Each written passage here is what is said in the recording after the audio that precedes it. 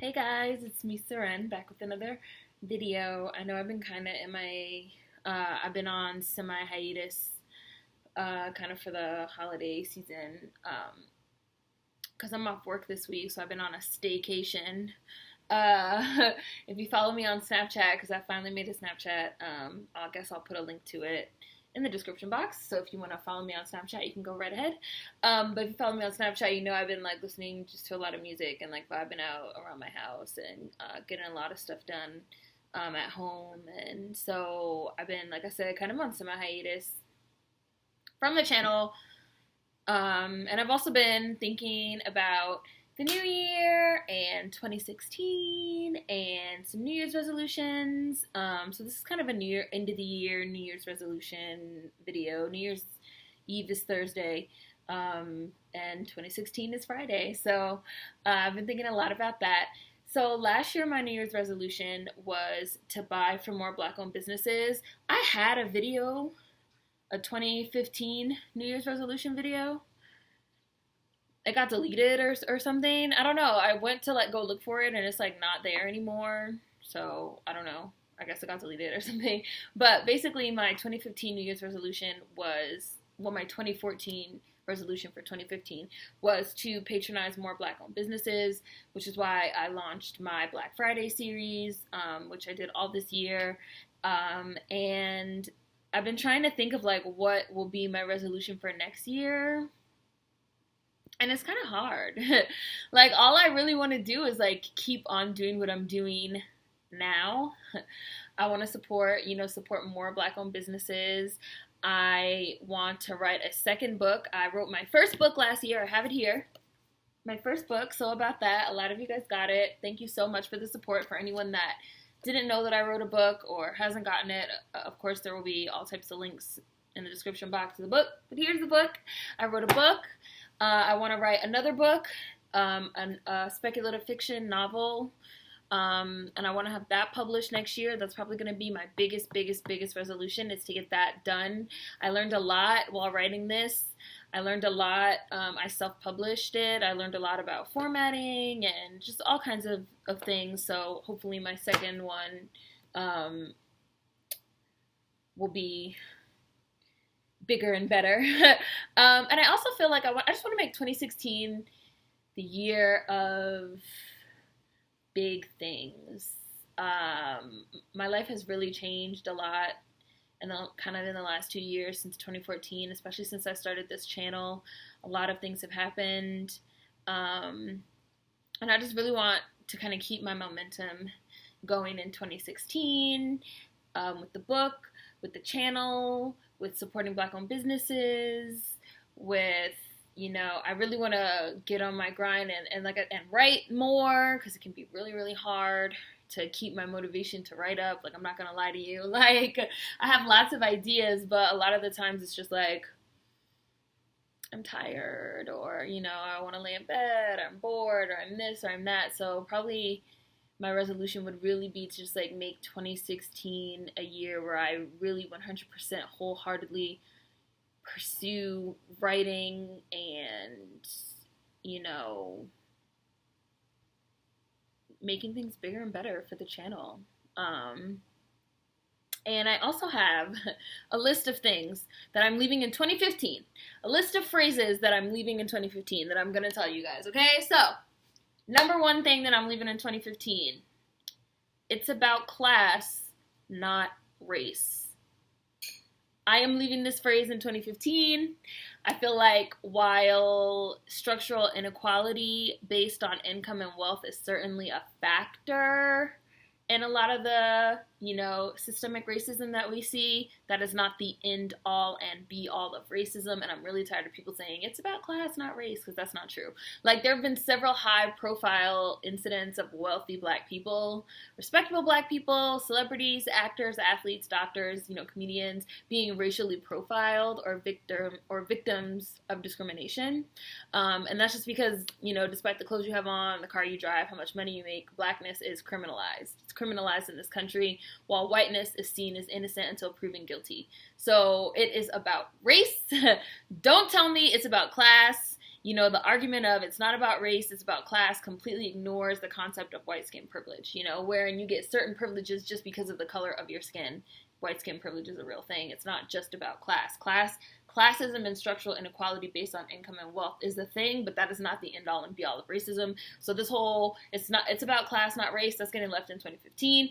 All these phrases that I have on this list, if you leave me a comment with any of these phrases, your comment is getting deleted and you're getting blocked. So don't even fix your fingers to type it, because no. So number one, it's about class, not race. 2, I don't see color. 2015 was the year of I don't see color, I don't see race, I don't see this, I don't see that. It was a whole people out here, Ray Charles to the bullshit in 2015, mysteriously colorblind. And I just feel like, in the famous words of Kerry Washington, you see my color, I'm sitting right here, and I don't want to live in a world where people can just ignore a part of me. Kerry Washington said that in a really, really great interview. This was like pre-scandal. The interview's really old. I probably wouldn't be able to find it again. But, that's how I feel. The reason why I don't see color is so offensive is because it kind of operates under this weird idea that you can pick and choose what parts of a person that you want to see to make yourself comfortable, right? Like, dealing with issues of race makes you uncomfortable, so you choose not to see it, right? But I can't choose to not be black, right? Like, I can't choose to not be fucking racially profiled. I can't choose to not be discriminated against. So you don't get to choose, to pretend that you don't see my race. You see it, If you can't see color, then you can't see oppression, which makes you a part of the problem. Anyone saying they don't see color means they're willfully ignoring oppression that comes from color, race, racism, and that just makes you a part of the problem. And I also feel like, me being black is a part of my identity just as much as me being natural at this point is a part of my identity. Just as much as, me having the upbringing that I had as a part of my identity. All these different things go into my identity, and you don't get to say, like, well, you being natural makes me uncomfortable, so I don't see your natural hair. What? No. You can't, no. Just like, you see my hair, you see my skin color, you see my face, unless you're really blind, you see me. You have to see me and accept me for the person that I am. You can't pick and choose based on what makes you comfortable. And that's why this whole concept of I don't see color is so offensive to me. So the third thing that I'm leaving in 2015 is this trend of people saying they use some type of noun, like, oh, it's just music. There's no such thing as racism in music. It's just TV. There's no such thing as racism in TV. It's 2015. Racism doesn't exist. It's like these nouns, these descriptors have nothing to do with racial inequality. Like, racial inequality, racism, and systemic racism, and all these concepts and issues, they exist in every aspect of our lives and every aspect of our society, even in the most minute of ways, even in the smallest microaggressions, even in the smallest little microcosms that are, kind of representative of our whole society. So the whole concept of it's just blank as some type of way to mean that racism magically doesn't exist anymore is just, it doesn't make sense. Like, that none of those things have anything to do with racial inequality. So let's stop pretending that society has somehow moved past racial issues just because time has gone by, or, like, racial issues don't matter in frivolous pursuits. Like, I always tell people that, being woke or being conscious or having these ideas about race and things that's going on in the world is not a journey. Is not a destination. Like, it's a journey. It's like a path that you're walking. It's like a constant process of learning and unlearning and learning and unlearning and learning and unlearning. You never get to a point where you're perfect and you know everything and you're woke and you're conscious. Like, that doesn't happen. So it's crazy to me that people act like they've reached some type of end goal. It's 2015, so racism doesn't exist. It's just a song. Racism doesn't exist in music. Like, no. Like, we're constantly walking and working and learning. So that shit's getting left in 2015. Like, do not leave me comments that say that. Do not talk to me about that. Do not even fix your lips to say that to me, because you're going to just be like, that's the face you're going to get hit with. And for the fourth thing I'm leaving in 2015, and this is a big, big, big one. What about black on black crime? Just like I said in my Chirac rant, the idea, just like I've said in many other videos, the idea of quantifying crime by race has really been thoroughly debunked at this point, because all crime is proportionate to race and neighborhood. And just what that means is people typically kill people that look like them, people that they know, or people that live in the same location as them. And all of these factors typically, lead to intra-racial crime instead of interracial crime. Even the phrase black on black crime is a phrase that was created to kind of push this narrative and push this idea that black people killing other black people is some kind of an anomaly, when it's not. White people kill white people, Asian people kill Asian people, Hispanics, even though Hispanics are not automatically not black, we're just going to say Hispanics just for the sake of this video. Hispanics kill Hispanic people. It's roughly 90% of murders within a racial or ethnic group are intra-racial and not interracial. So I think instead of focusing on this phrase black on black crime, which is a misnomer, it is a misrepresentation, and I'm not using that phrase. Like 2015 is the last that I'm even using that phrase, because there are better phrases. The intra-racial crime, which is crime amongst a certain race, and intra-racial crime can be used for any racial group, because you never hear the phrase white on white crime. You never hear the phrase Asian on Asian crime. How did black on black crime become a phrase that's like interwoven into our society? Because it's racist. It's a racist phrase. It's a racist term. Like I said, it's a misnomer. It creates this idea that black people are inherently criminal towards one another, and that's not true. So intra-racial crime, inner city crime, urban crime, gang violence, gun violence, those are all better phrases that we can use when discussing intraracial crime amongst black people. And I also feel like, again, like I said in my Chirac video, we need to stop worrying so much about niggas gotta do better, and instead focus on the why. Why is this happening?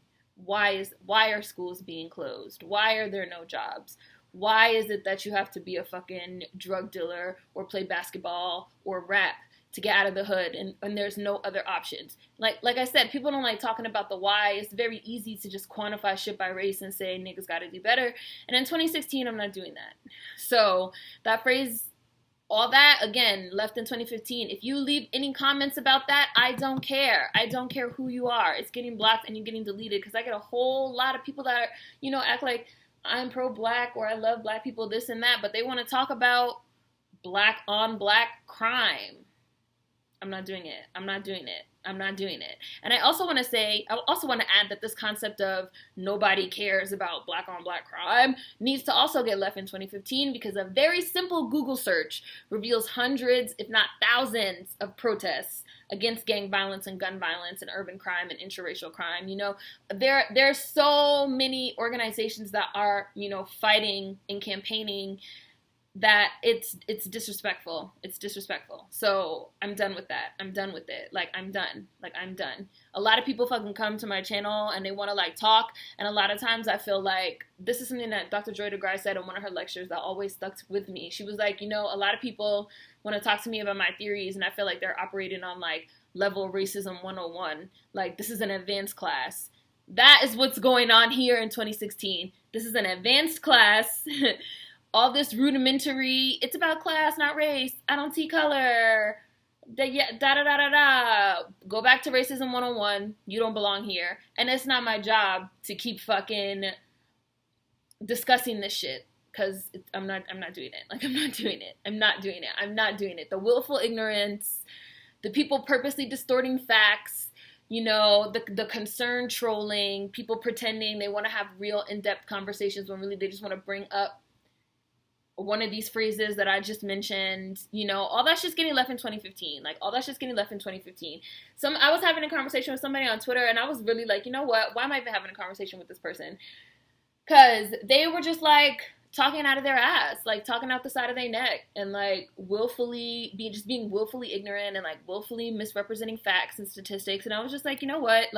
It's not my job to fucking fake ass educate you, or whatever this is. You can't get into the advanced course without taking the lower level courses first. So take your lower level courses, my dude, before you come talk to me. Like, that's it, you know? Like, I've really discovered that shit is a pet peeve of mine. So that's just getting left in 2015, you know?